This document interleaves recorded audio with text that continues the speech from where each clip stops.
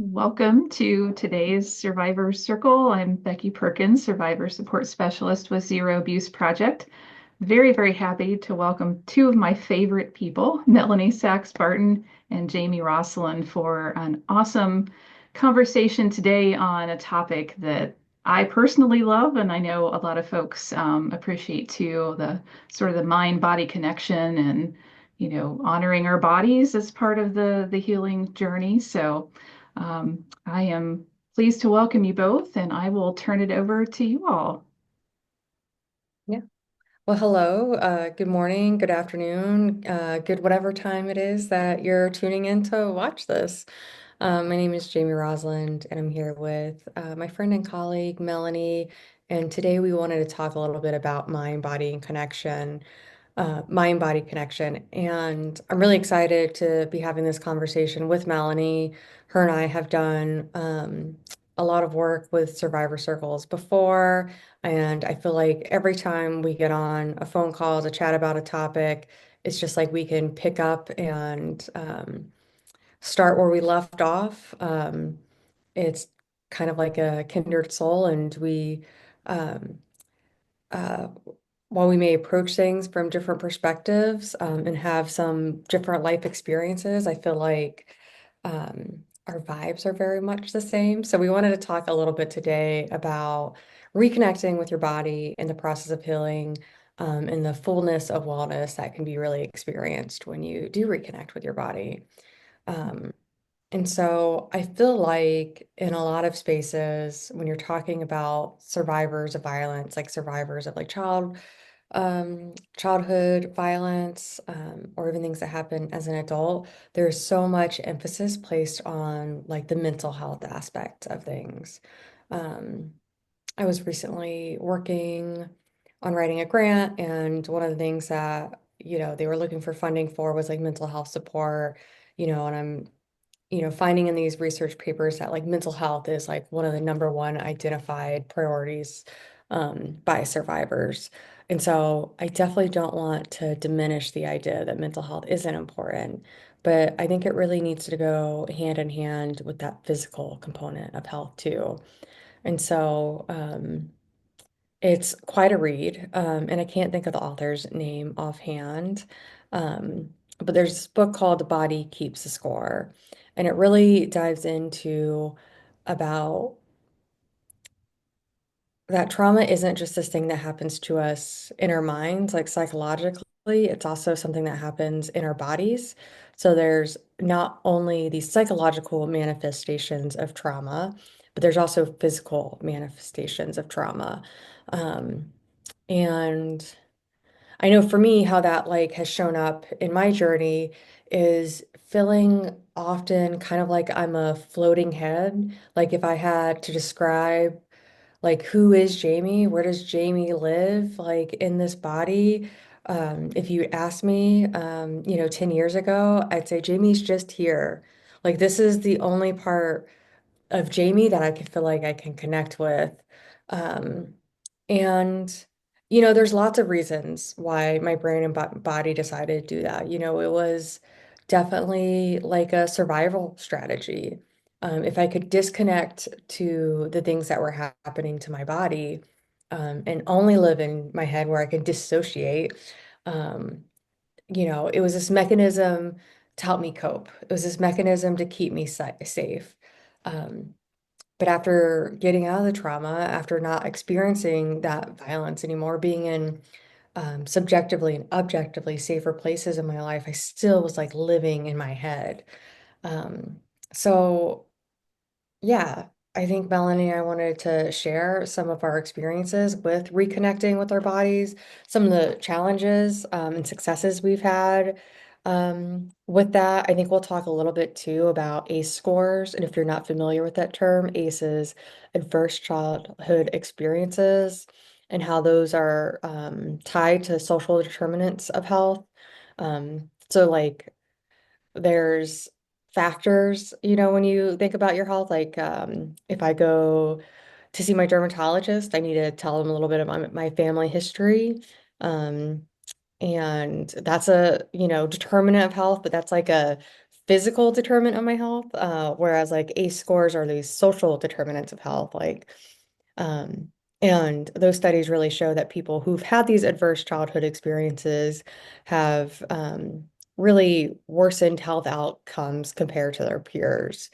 Uh, so I'll go ahead and let Melanie share a little bit, and we'll get into some examples, and it'll be a good Yeah. time. Yeah. Jamie, it's always an honor to be share spaces with you. And I think your intro really kind of explains like our connection and how we landed here to talk about this topic. Like we have two very different stories of trauma, but kind of the trajectory that we've both been on with pursuing physical health and wellness, there's a lot of similarities on things that we've experienced. And, I can totally relate with like the floating head kind of phenomenon, really feeling so disconnected from my body that I just, like I didn't have a connection at all. Like, and, my story, for many years, like I worked so hard on like the mental health aspect of healing and got to a place where I had felt like I had experienced like as much healing as I could mentally. I had started, what happened to me happened when in my childhood. And so pretty much from like 12 to 15, I was going through like a court case and all of that. And so there was a lot of like mental health focus there, like getting me out of self-destructive behaviors, dealing with the nightmares, the flashbacks, the re-traumatization of the court process, but also like the healing that was happening as a part of that process as well. Coexisting and then going through, but I was like not even close to being able to touch the physical piece, like keeping that at such an arm's length, even though I knew something was there. That played out time and time again going into my adolescence. Even like getting my first period, those like milestones, like I knew something was very wrong with like something was going on in my body. And when I say something was wrong with my body, it wasn't just like a thought that I had about it. Like there was something physically going on. And I was aware of it, but I would just push it aside. And I kept, down the path of the mental health and wellness, I guess, and like actually did, go pretty far on that journey, but there was a missing piece, and that was the physical component. And I lived with kind of I call it like a silent or a secret pain for over 15 years of my healing journey, where I had healed so much in other aspects, but this was like the part that was kind of holding me back from fullness and wellness and like a fullness of a healing journey. And I didn't really realize that in real time that that was the missing piece, or I didn't really know what to call it or how to tackle it. All I knew was that I was never going to talk about it. That I would heal as much as I could with all these other things that I was doing. And at the crossroads of like really looking at it and dealing with it, I had been in a crash and I had obtained some physical injuries, and it was like I couldn't look away anymore. Dealing through those injuries, I started to look at, oh, like I've got something else going on in my body and it's coming to the forefront. And it was at a time in my life where I had just started an intimate relationship with my now husband. And there was just so much coming at me at the time, and really digging deep into that kind of physical journey. Like, I feel like, what happened to me happened when I was 12, and like mentally I was caught up to myself at like 25, 26, but physically I still felt like that young girl who had been violated because I hadn't done any of that physical healing journey. And I didn't really realize the true impact of that on my adult life, and intimacy, relationships. I kept relationships at bay for all those years through college, wouldn't let people get close to me physically. Because I knew something was very wrong and I didn't really want to deal with it, to be honest, because it felt like a giant mountain that I would never cross. And so I just kind of kept it at bay. But once I started to dive into that, you know, going back to even my childhood in the midst of it, I did dance, basketball, and softball. But when my sexual abuse happened, I quit dance because I was like, oh, too close connected to my body. Softball and basketball, you don't really have to connect with your body. It's a lot of high action moves, and dance was just too much. And I loved it and I gave it up. And part of this kind of healing process of reconnecting was one of my friends, her sister, and it's actually funny, today is a dance day for me. Her sister owns a dance studio here where I live, and she can like she was like, you should join we just started like adult dance classes. And like she said it, and I went, no way. And then I was like, wait, I'm in a different space in my life where I started to pursue this physical healing journey. And dance has been very much a part of that, of like reclaiming, being reconnecting, plugging myself back into myself. And it's been super, super powerful. We people always talk about like physical movement, physical things. And that was very much part of it. And also dealing with like what was actually going on physically, medically. Kind of facing it head on, getting some specialists involved, going through a journey of, and I mentioned it on my circle yesterday, but I did another circle talking about my pelvic pain journey. So I unpacked that a lot. And that is what was going on is I had a pelvic dysfunction condition from my trauma that I just wasn't plugged into because I didn't know what to call it or how to navigate it. And once I started to, everything started to come back together. And I was able to actually feel that wholeness of the wellness that we're talking about. So I'll leave it there for now, but I'm sure we'll unpack more. Yeah, for sure. I think one of the points that you brought up too is like, um, there is I think this is like typical, but like if someone else has a different experience, I think that's fine too. But I think there is this like path of healing that's almost like prescribed where you kind of deal with the mental stuff first. And if you're lucky, maybe someone says something about body work, or maybe someone talks about like the physical components of it, but you might not get that at all. But some of that body work can feel even more intense than the mental health work. And some of it can even feel like it's insurmountable. Like I don't even want to open this can of worms because how am I going to get them all back in once they're out?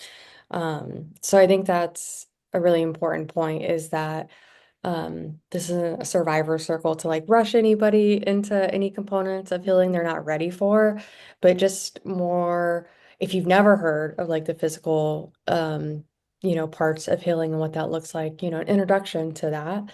And then just an invitation to be open and curious about what physical healing could look like too.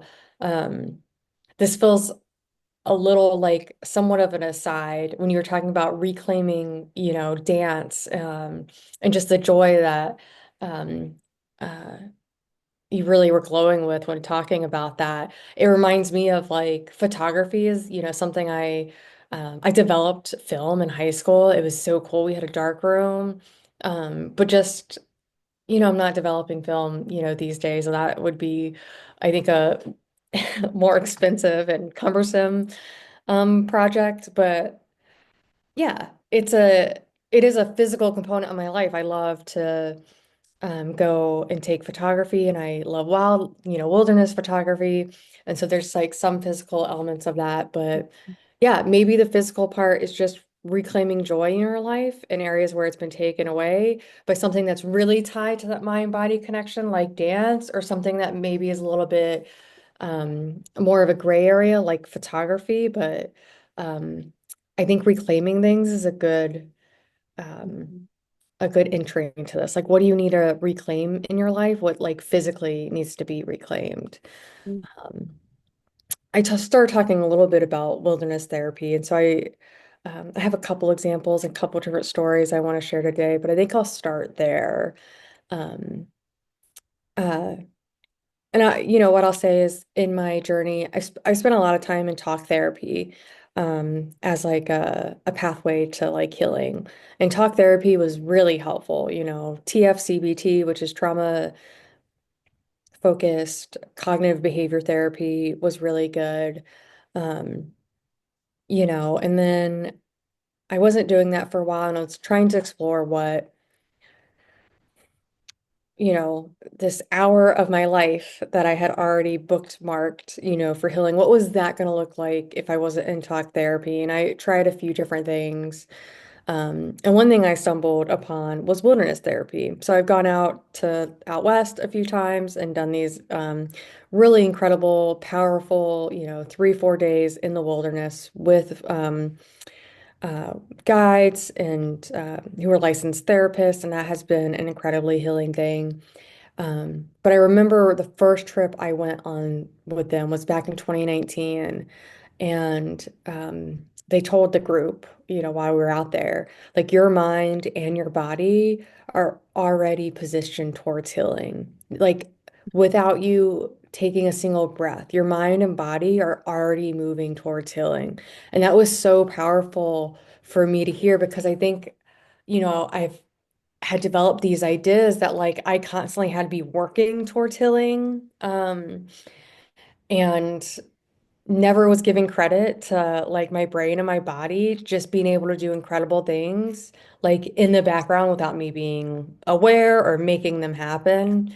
Um, and just about every year I've been out on a wilderness, therapy trip since then.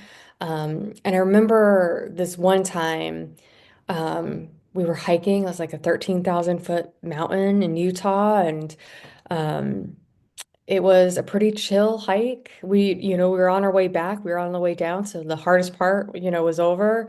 And we're kind of near this edge, and this like big gust of wind came.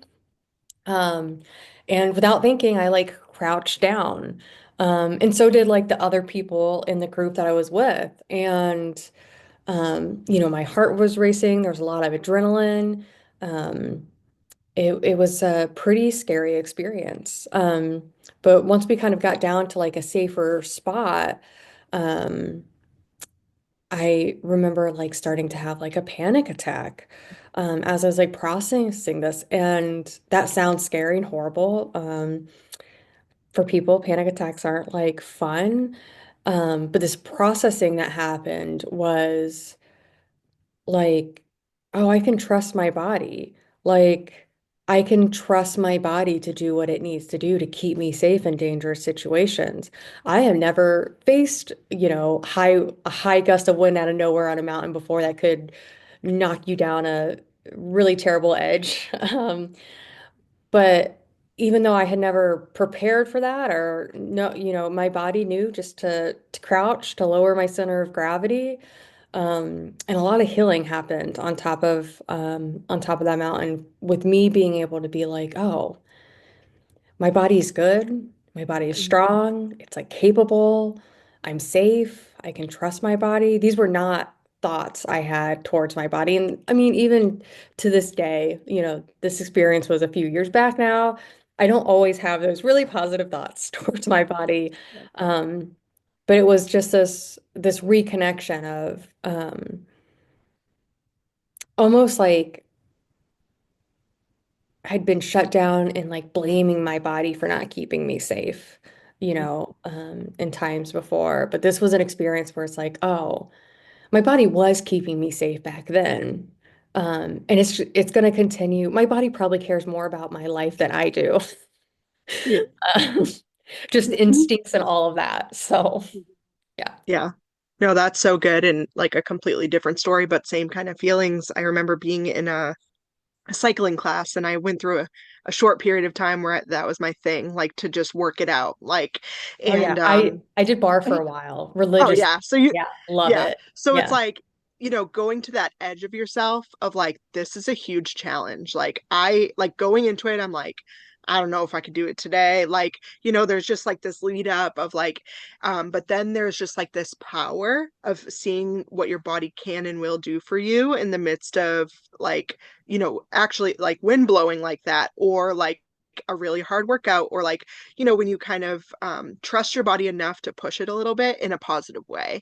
And I had that experience, and I remember looking on the wall in a moment where I was like, oh, like, I am not in shape for this. Like I started to do the negative, like body's failing me, like I should have prepared more for this. And I remember looking up and there was a sign, obviously gyms have all the signs, right? But it said, it was one that stuck with me. I've seen 1,000 of them, but this one just stuck with me for years, and it said, your body is a battleground and your attitude is armor.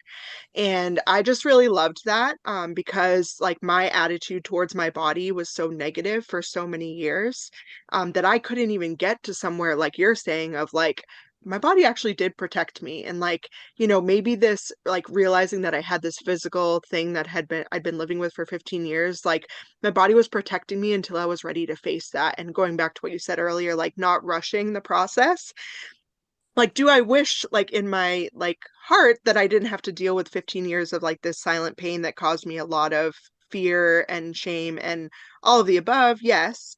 But also, I know for a fact that my body was protecting me for a reason until I was kind of strong enough to face it head on and endure the 2 years of treatment I went through, or like, you know, within that, like I was inspired to like do this like cycling class, which I knew would be a challenge for my body, and like actually seeing those things of like, yeah, my body actually is pretty strong. Like it can, it's endured so much like in the abuse aspect, but also it can do things that help me strengthen it. And so that's really stuck with me. And it kind of, although very different stories, similar feelings of like, wow, like look what my body is capable of.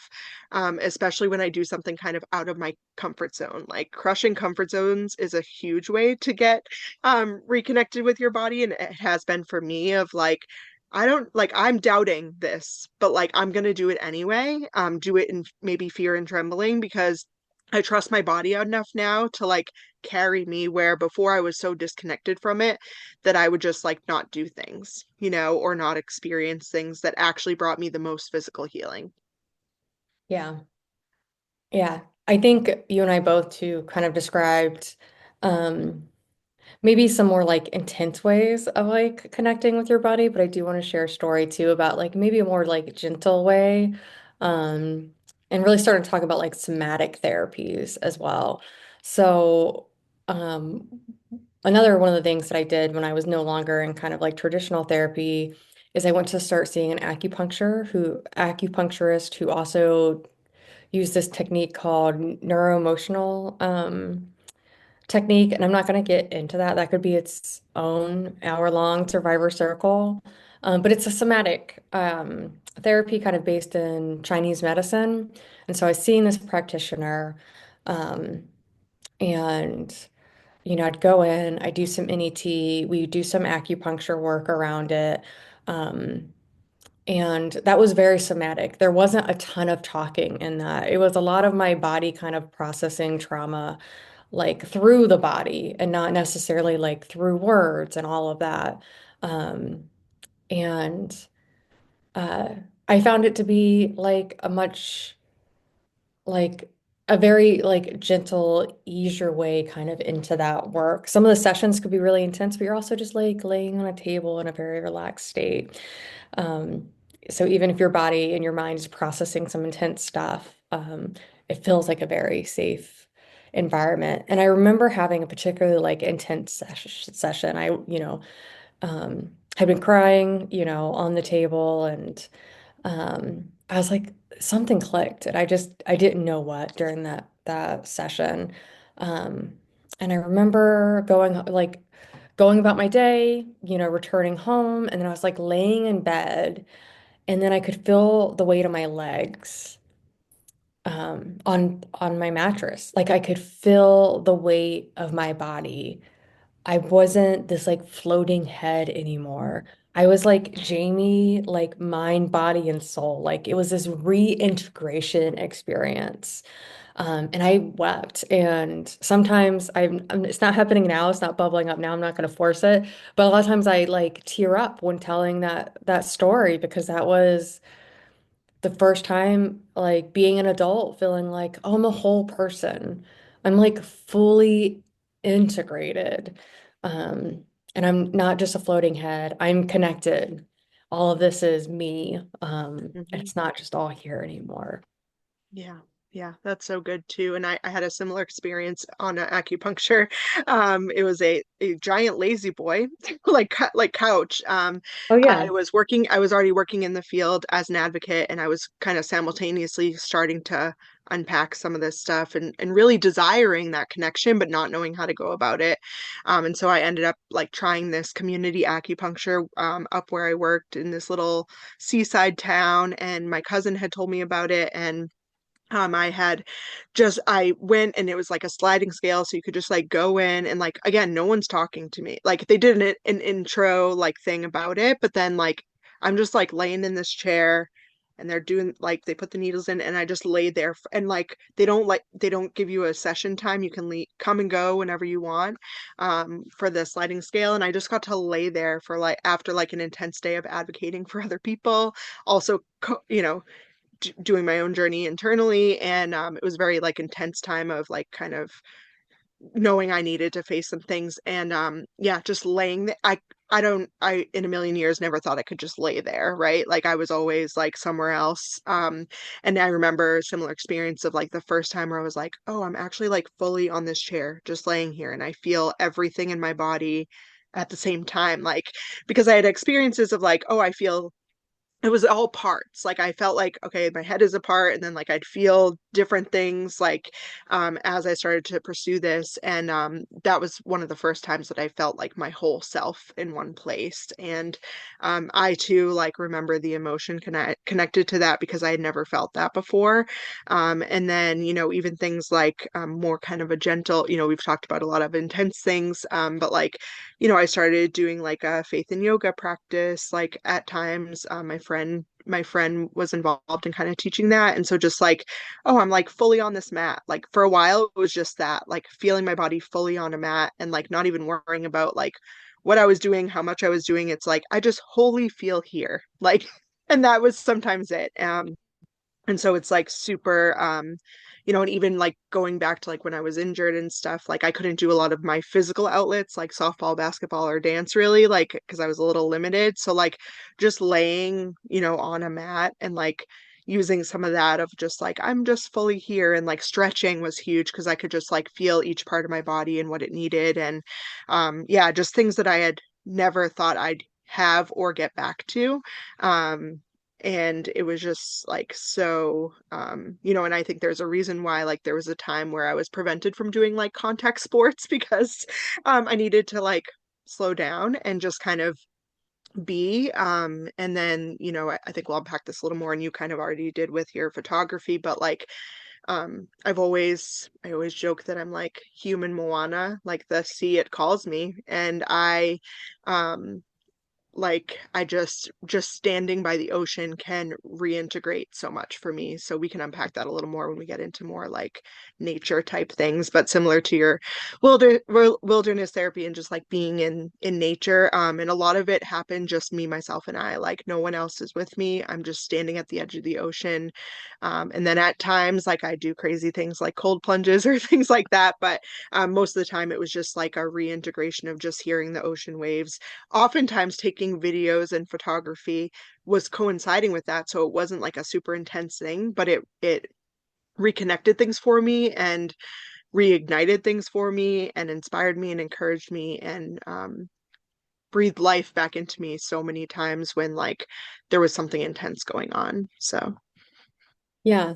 I think like a common thread that like I keep hearing like between us is kind of going back to that like being curious and open-minded, like the community acupuncture place we were talking about. We have one of those in Jacksonville. I think that's so cool.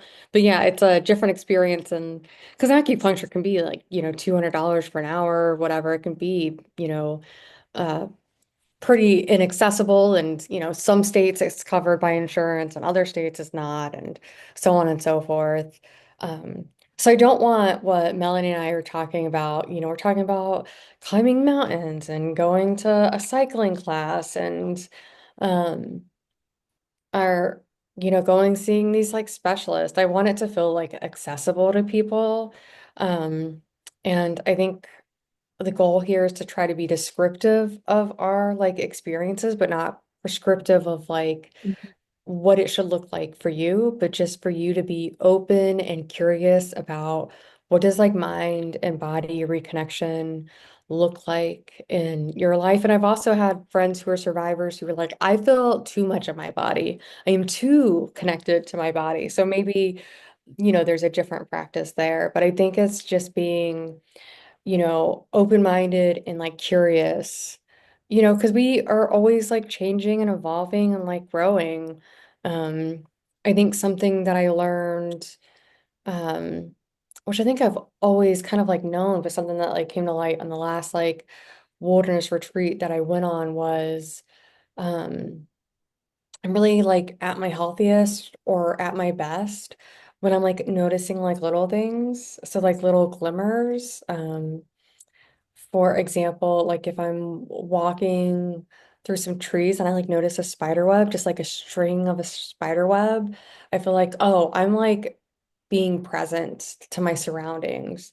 Um, and this idea that like the further I get away from, my experience of trauma, it doesn't, while I've grown and am a different level of healing, that doesn't mean I'm like whole and I'm integrated, doesn't mean I'm not still impacted, and affected by trauma. And so like, even if I'm going through seasons where things feel dark and like I'm not noticing that spider web every day, I can be like grateful for the moments where I do notice it, right? And I can just be curious and open-minded about what does it look like in this season. Because I have had seasons where um, I was going to bar, 5 out of 7 days a week. And bar is kind of like a ballet, quasi ballet, yoga, Pilates kind of.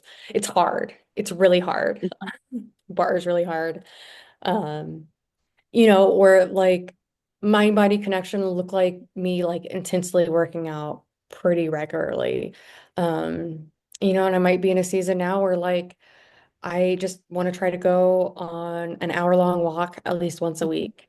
And it's just trying to figure out like during what season am I in? How much capacity do I have to put into this? And if I don't have a lot of capacity, then maybe I just need to trust that my mind and my body are going to do its thing. Uh, Mhm. and to trust them be on autopilot and hopefully, I get to a place where things seem brighter. I hope I didn't get off on too much of a tangent there. Oh, no, that's good. I was just going to say we talked about that like in preparation for this about like some things that would have worked for me 10 years ago that I needed, that my body needed, like might be too intense for me now, or, I've also had a baby and like, things change. And so, what might have served me well then doesn't serve me well now. And so I think it's always being open-handed with like and not being discouraged when something you did before that helped doesn't help anymore or doesn't work anymore, and always being open to like new and creative ways to listen to your body, to be able to exert that physical connection. And it looks so different, just like the healing journey itself is, we always say it's not linear, but neither is the wholeness and wellness journey either. And I think having an openness to try new things, but not with a sense of like, if this doesn't work, I've failed, or like my body is failing me, but also like, okay, well, that clearly doesn't serve me in this season and my body is telling me something and I'm going to listen, and listen with compassion. I think that's huge and that's something that I am not perfect at all the time, especially when it comes to my body. But I think that is so powerful when you're able to see that shift to compassion of like, I'm just going to leave my hands open on this and like see what works for me in whatever season that I'm in. Yeah. I really want to hear you, Melanie, talk a little bit more about your relationship with the ocean, um, and some of the ways that you've interacted with the ocean, how it's like changed over time or like changed based on the day. Um, but when we were talking in preparation for this too, just even, yeah, that openness to receive it differently and Yeah. interact with it differently.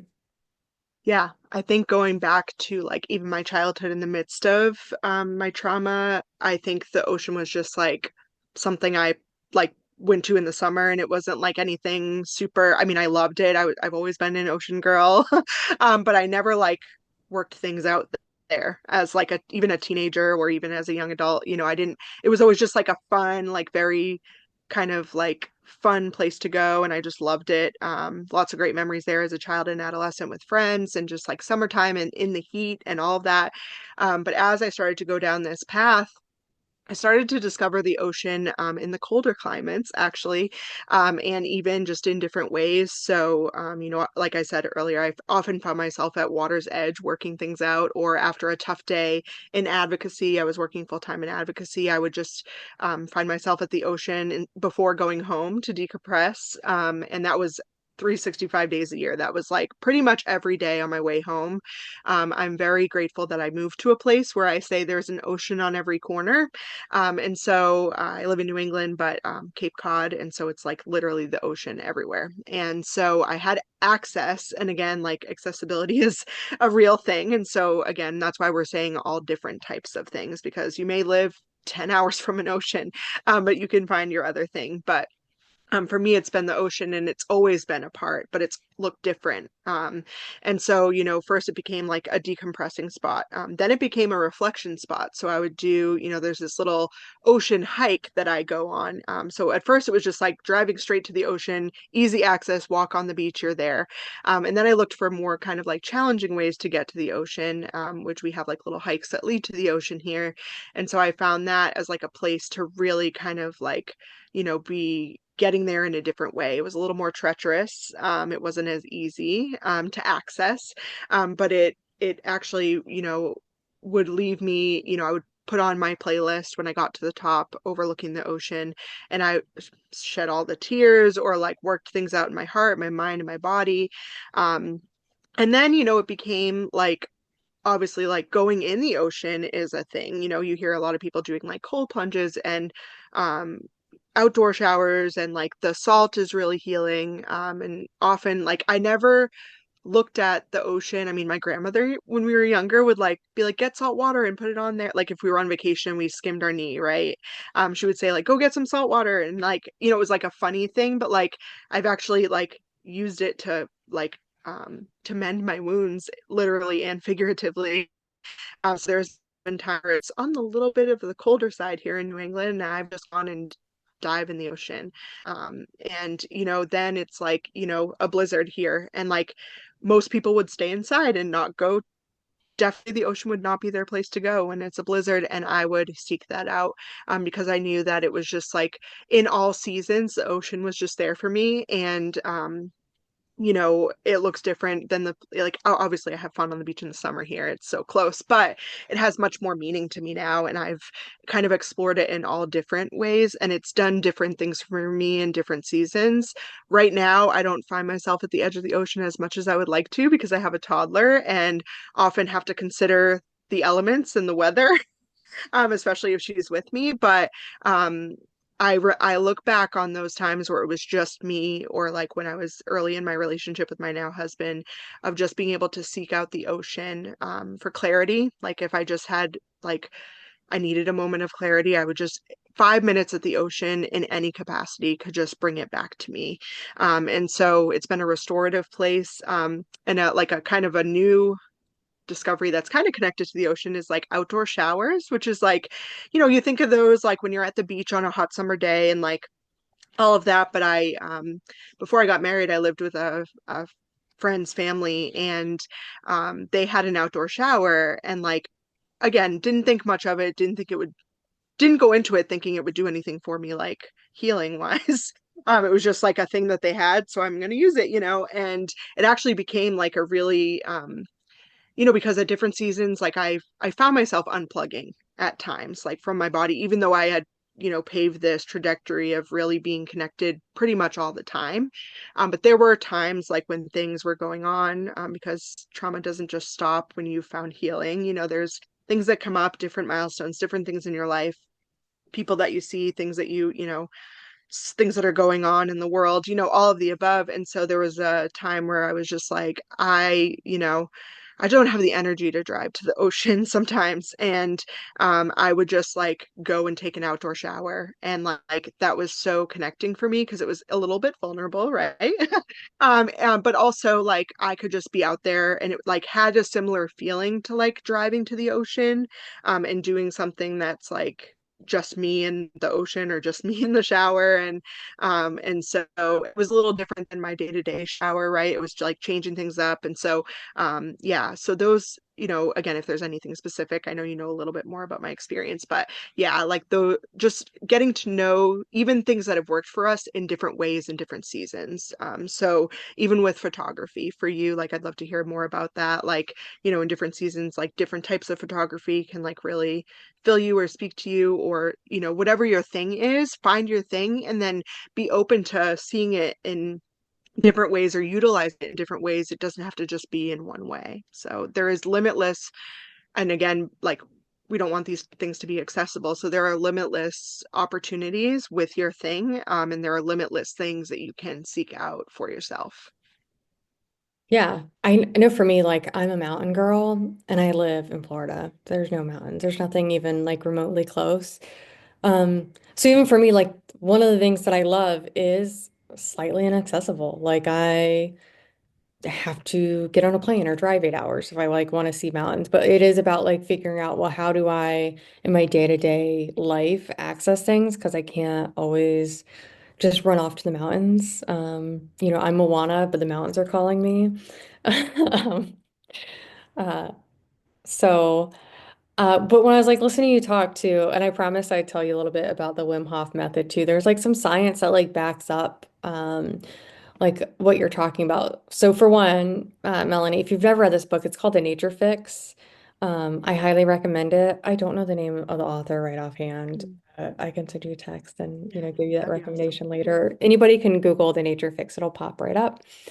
And it really talks about like just the way like humans have evolved, like water's like our favorite smell. Like we love this. Like our body, like you may not as an individual, but like your human biology is like, oh my God, water. Wow, that's amazing. So there's like chemical reactions that are happening when you're around water and like when you hear the sound of water. So there's like science behind like what you're saying, like with water. There's like fractals. So there's these like patterns. Fractals are like a concept in geometry and they're found in nature a ton, but it's like these repeating patterns that like um, vary in size. So if you think about like ocean waves or like looking out on an ocean, you'll see like the waves kind of up close. And so that's like one pattern. And then as you look, those patterns are like repeating, but they're getting smaller and smaller from your like perspective. So um, our brains love fractals. And once again, as an individual, you might not be like, oh, fractals are my favorite thing, but there's like stuff happening Gotta um, be now. I'm gonna in the think about that all background. the time. Yeah. Yeah. And then the Wim Hof method is it's this guy, he's Dutch, he's like a motivational speaker, but he's done a ton of things like with breath work and like cold plunges. And there's actually like science like backing it up when you do like cold plunges on like a regular basis. There's people all over the world who just take cold showers or take ice baths. Um, but I think the idea behind it is like when we evolved, we we were exposed to like the elements. We didn't always have like, radiators and air conditions. We weren't always in these conditioned environments that were the most comfortable, right? And so it's this idea that um, your veins, like your blood vessels, contract and expand, due to like heat and like cold exposure, and like putting your body through that actually puts it in a better like state of homeostasis, um, and helps like your immune system and all sorts of stuff. So when you get a chance, also look up Wim Hof. He's kind of an Yeah. eccentric guy, but there's some science backing what he does with, cold plunges. So That's so interesting. Yeah. Yeah, and I think there's like um so much to be said about like things that we connect with. Like it's not just like, oh, it's just me. Like there is science to back it up. And like for me, it's like a faith component to back it up. That there is very real things when you connect with earth that was created, and just like the little things. I love that you talked about that because that has been huge for me too. Like I know I'm really like in a sweet spot when I'm like, oh my gosh, that tree, that foliage in the fall is so beautiful. And like most of the time, I don't even pay attention to it, right? Like it's just a different level of beauty and like glimmer that you notice and that you can bring to your senses and can bring to your body. And even like I grew up in New Hampshire, so very close to mountains as well. I've kind of had the best of both worlds growing up, and moving here.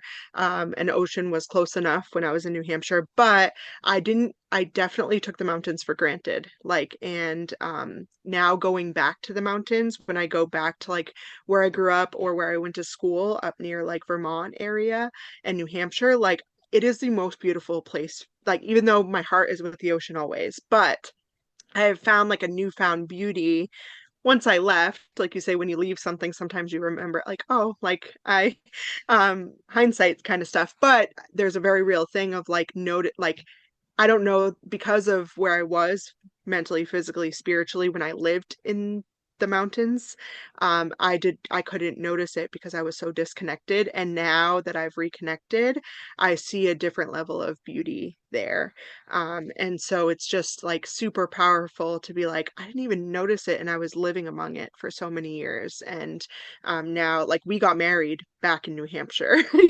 I always thought I'd have an ocean wedding on the beach, but like, also, my husband's not really an ocean guy, but at the same time, like I was totally okay because I was like, this is my roots. Like this is where I rediscovered beauty where I didn't notice it before. And so, like, amazing that we got married, like in the mountains, and it's not essentially where I thought I would, just because I didn't know what I didn't know and had discovered that over time that it is a really sacred, beautiful place for me to go back to, where it's like redefined in my mind and body. So, yeah. Well, I think I'm out of examples for now. Do you have anything else you Yeah. want? Nothing specific, but I don't know if Becky has any like thoughts or questions or anyone else. I know we had someone on, and but if there's any other like things you want us to touch on, or anything specific, questions about our journey to wholeness and wellness, collectively but also individually. I think there's a lot of similarities but also a lot of differences. So yeah, Becky, I don't know if you have anything um, that you've been thinking about through this hour. No, I'm leaving myself off camera so folks can focus on the two of you. But no, I just love this topic so much. I mean, I studied this in school. Like I got 2 degrees that, you know, together and even on their own, like are kind of pointless in terms of like preparing you for a profession. But I just love the mind-body connection so very much. So I appreciate the fact that you two are talking about this, and also that there's different ways of pursuing healing and deeper levels of healing rather than just talking about trauma. I mean, talking about it's important for a lot of people, but so is the body work and, being able to just reconnect with yourself as a whole person. That you're not just like Jamie, like you said, you're not just like a brain floating in space. You're an entire being. So, being able to honor all of yourself, mind and body and heart and soul, is so important. And I think the further along we get in time, the more, the public, just professionals, everyone is starting to appreciate the fact that there are other ways of pursuing healing, in nature with animals, acupuncture, different ways of, reconnecting with yourself, of processing trauma, that it doesn't always have to be on a therapist's couch talking about what you've been through. So thank you for bringing all of that up. It's awesome. Yeah, And I absolutely. think, I mean, I went through that talk therapy for years, right? And like there was a level of healing that I could reach through that. But then there became a time where it was like, it became like forced almost. Like I was like, I thought this was the only way to get healing, and I kept having to go. I kept thinking I had to go back to that method. And I think there was such freedom in discovering that, like, I have gone years now, and it's not a bad thing. Like I've gone years now without really utilizing the talk therapy method, or I went through EMDR and some of that cognitive stuff that you've talked about, and all that served a purpose. And I think it, sometimes I was doing both at the same time. Sometimes I was doing one or the other. And I think sometimes like there's this pressure to be like, oh, well, I have to do this all the time or it's not going to work. Like we're always looking for something to work, right? Or to work fast, which is not, the healing journey can be that way or is not that way often.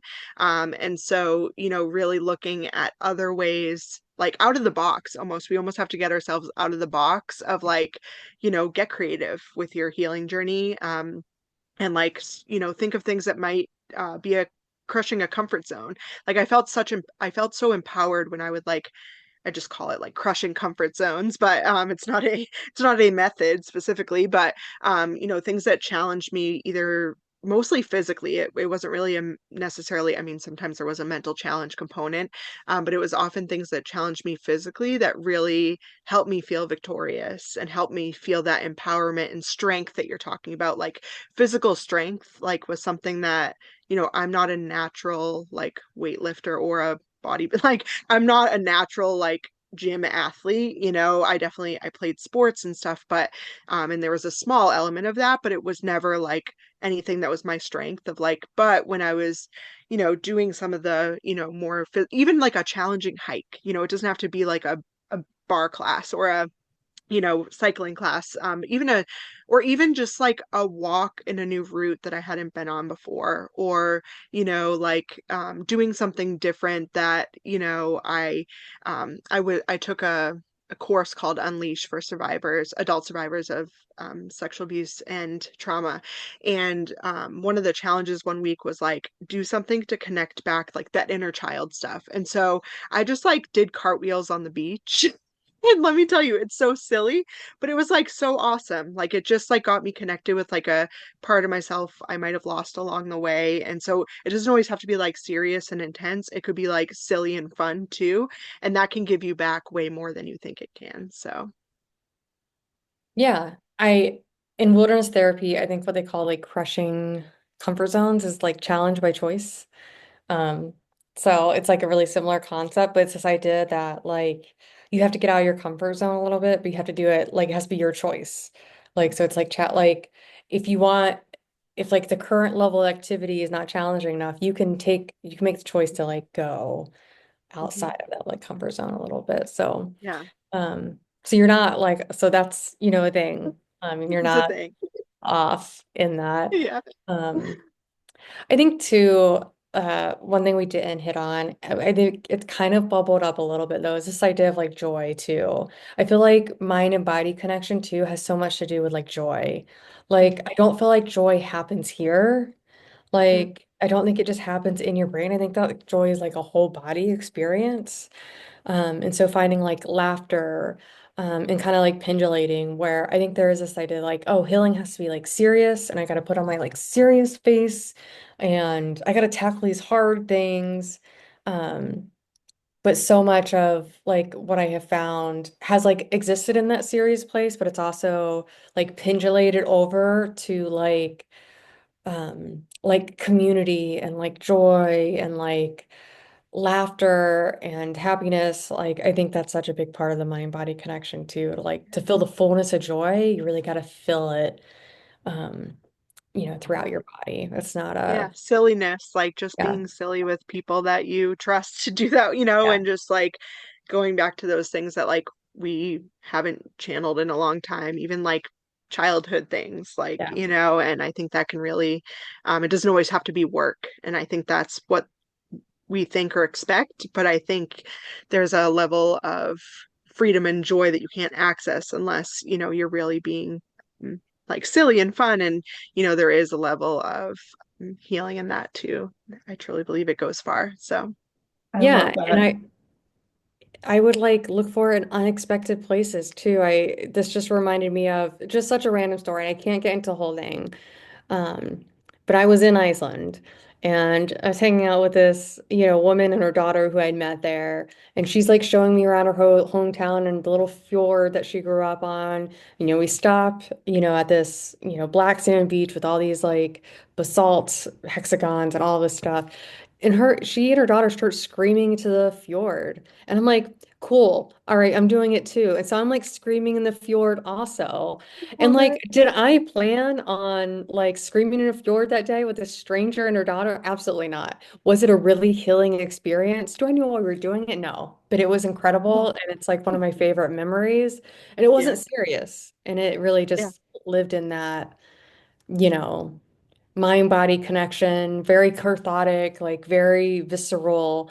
Um, and we laughed after. So, Yeah. Yeah.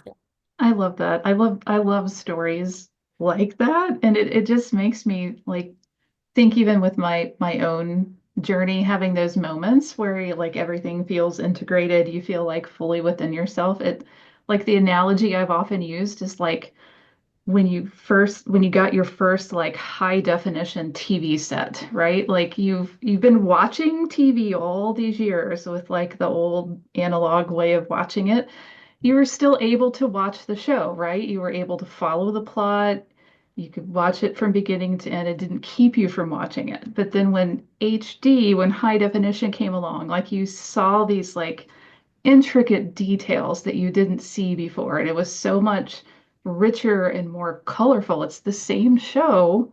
You still watched it before, the same as you're watching it now, but it's so much fuller and richer and more engrossing of an experience than it was before. And there's joy in that too, being able to see the detail and the beauty that you didn't see before because you couldn't. Yeah, so Yeah, good. so good. Well, Well, I'm gonna Melanie, have to thank you scream so at a much. fjord now. Right? Yeah, I want to go to it's Iceland. I it's a always have. must do. Got to find a fjord, got to scream into it, preferably with a stranger. So there's Yes, something to that. So I love it. I love Oh, it. so good. Yeah, Jamie, thank you so much for your wisdom and your sharing. I just think the way that these things can um, thread us together is really cool. How like very different experiences, but we all kind of walk a similar journey in the sense of what we're searching for. And I think it's beautiful to hear. Like, and I learned something, right? Like, we learn from each other, and you can learn new things in new ways. Like, there's a level of creativity that, you can get from other people of like, I'm stumped on ideas. Like, I've done the same thing for years. And, having these conversations and tuning into things like this, or like, I'll look up some of the stuff that you're going to send me and things that kind of like broaden our horizons when there's, and it helps create limitless possibilities for healing. So, yeah, no, I echo everything, and um, it's always an honor and privilege to have conversations with you, especially when those conversations can help other people. yeah, And it is true. I mean, none of the things I talked about, wilderness therapy or like acupuncture or NET, like I found those things through being in community with other people or through learning, about them online. So, um, yeah. So learn from your community. If you're not, connected to physical community around you, I hope the survivor space can be a virtual and digital community. Yeah, thank you so much, Melanie. I appreciate these little moments together and the joy I experience from our relationship. yeah, it's a pretty sweet friendship. So, and it was born here at Survivor Space. So we appreciate you, Becky, for connecting us all together and being here with us too. Well, thank you both so much. It's truly an honor for me to be able to kind of facilitate these connections and then sit back like everyone else and learn from your wisdom and your insight. So thank you both so much for an awesome conversation and for folks that are tuning in. Thank you for watching and so Melanie had mentioned, survivor circles that she's done in the past. Jamie has done, the two of them have done together.